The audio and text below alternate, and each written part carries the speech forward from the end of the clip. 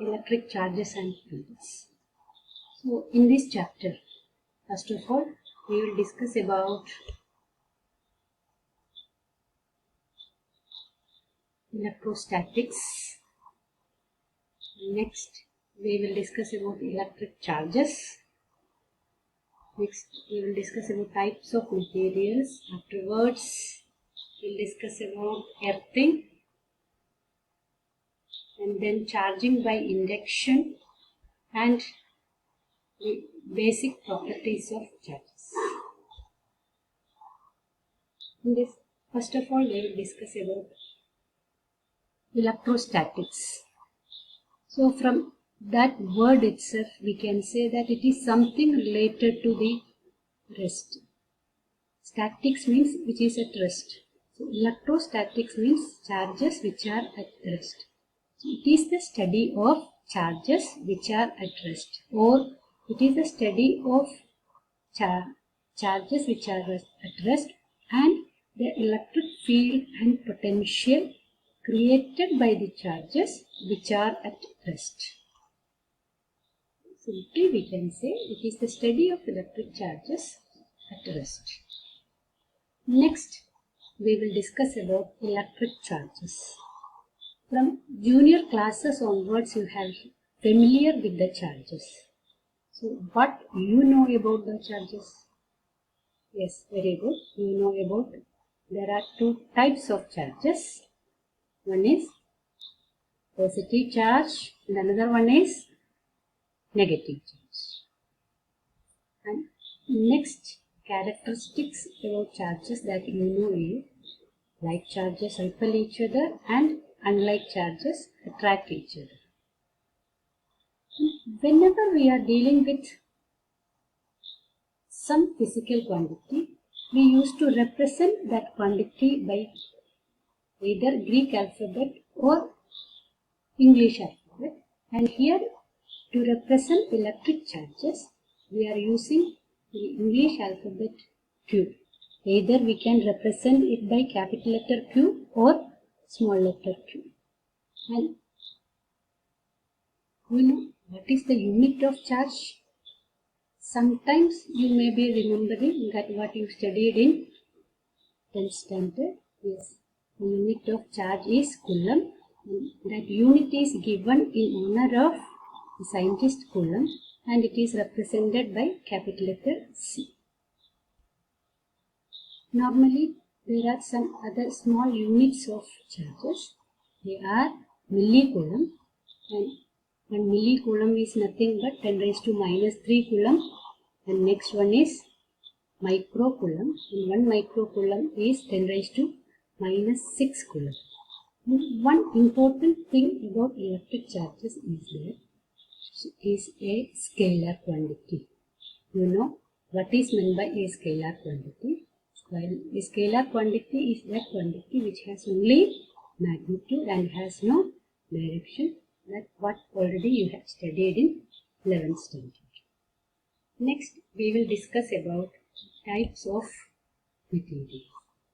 So we can classify those materials, any material, based on its electrical conductivity. So there are three types of materials. First one are conductors.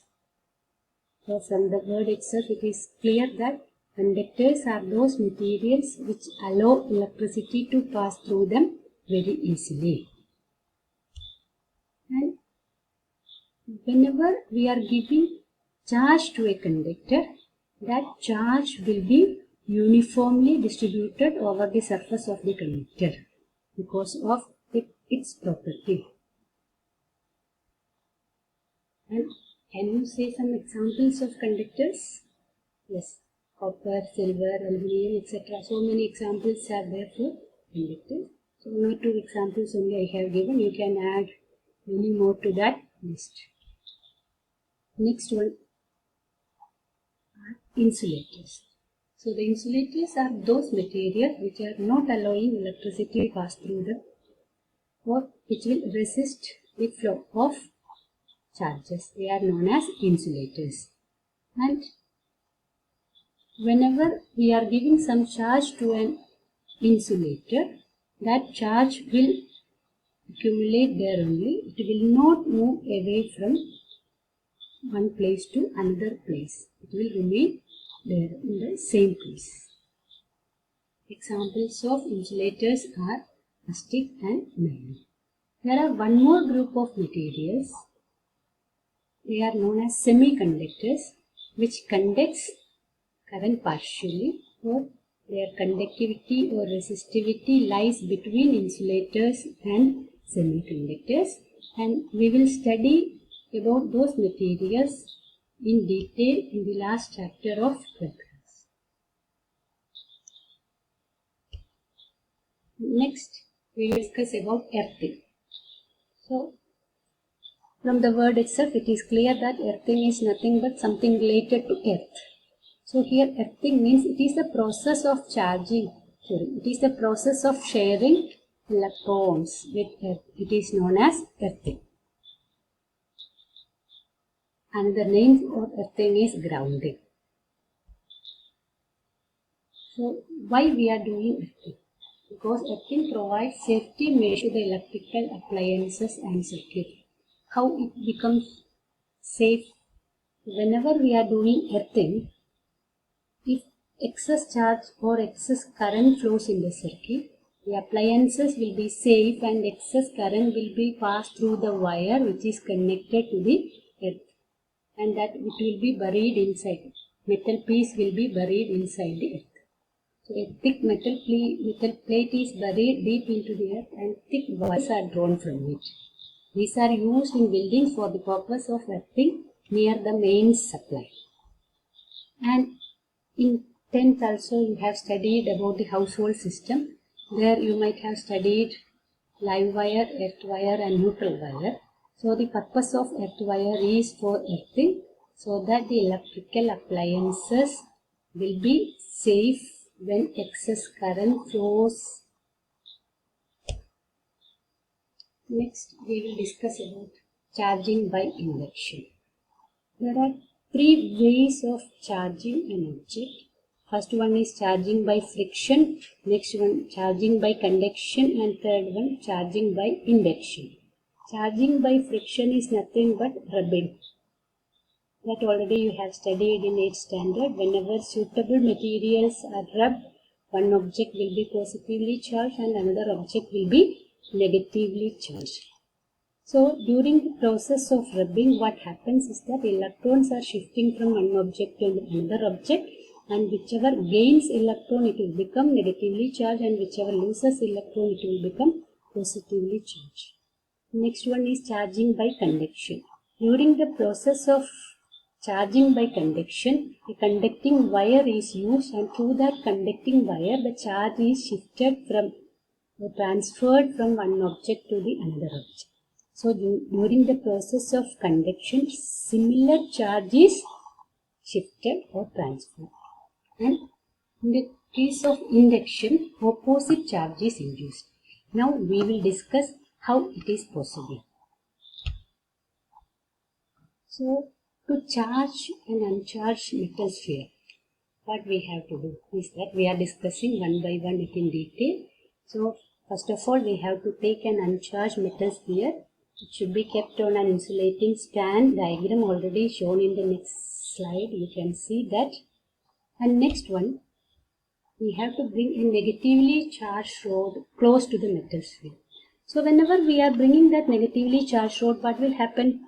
No doubt, the near end will become positively charged and the farther end will become negatively charged because of the attraction and repulsion. And next, near end become positively charged due to the absence of electrons. So this process will continue unless and until the net force on the free electrons inside the metal is zero. When it becomes zero, that shifting or movement of electrons will be stopped. Next, connect the sphere to the ground by a conducting wire. Why we have to do that? So that the excess electrons at the farther end can be shifted to the ground. So excess electrons will go to the ground but the positive charge will remain there only. Why it remains there? Because the negatively charged rod is near to it, and because of the attractive force, the positive charge will remain there itself. Next, disconnect the sphere from the ground. The positive charge continues to be held at the near end, and as soon as we remove the rod, the positive charge will spread uniformly over the sphere. So we can say that here the sphere got charged by the process of induction. So the important thing in the process of induction is that opposite charge will be induced. So you can see the diagram one by one. First one, we are taking an insulated sphere on we are taking a conducting sphere or metal sphere on an insulating stand. Second process, we are bringing a negatively charged rod. So opposite charge will be induced at the near end, and at the farther end electrons are moved.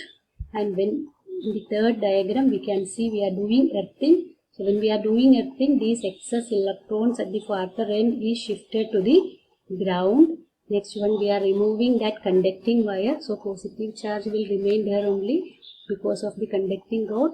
And the last step, when we are moving that conducting rod, that negatively charged rod, this positive charge is distributed uniformly. So during the process of electrostatic induction, opposite charge is induced. If we are bringing a negatively charged rod, positive charge will be induced. Now, can you tell me how you can induce negative charge on a metal sphere without touching it? So the process is almost same, only one step is different, remaining all it is same. So take an uncharged metal sphere on an insulating stand.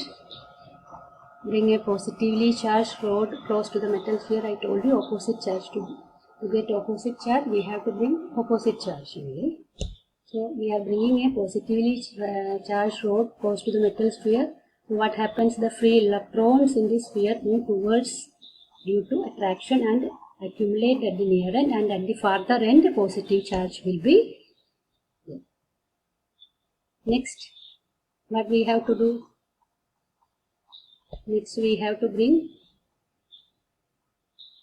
connect a wire to the ground. So when we are doing that process, what happens?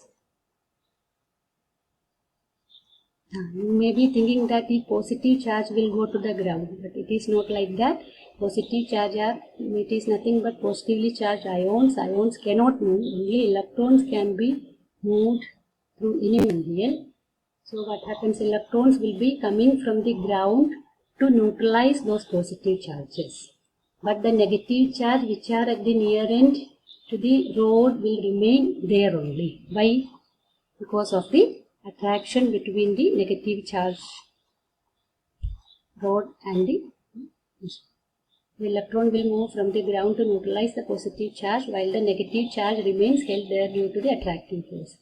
So now what we have to do? We have to disconnect the sphere from the ground. We have to remove the conducting wire, which is used for earthing. So when we are doing that one, what happens? This negative charge will remain there only. And next, what we have to do? We have to remove the electrified rod. When we are removing the electrified rod, the negative charge will spread uniformly over the sphere. So by this process, we can charge a metal sphere negatively without touching it. So during the process of induction, we have to remember one important thing, that is to induce a charge, we have to bring an opposite charge. If we want to make it negatively charged, we have to bring a positive charge conducting rod, and if we have to make it negative charge, we have to bring a positive charge to the sphere, here to the sphere.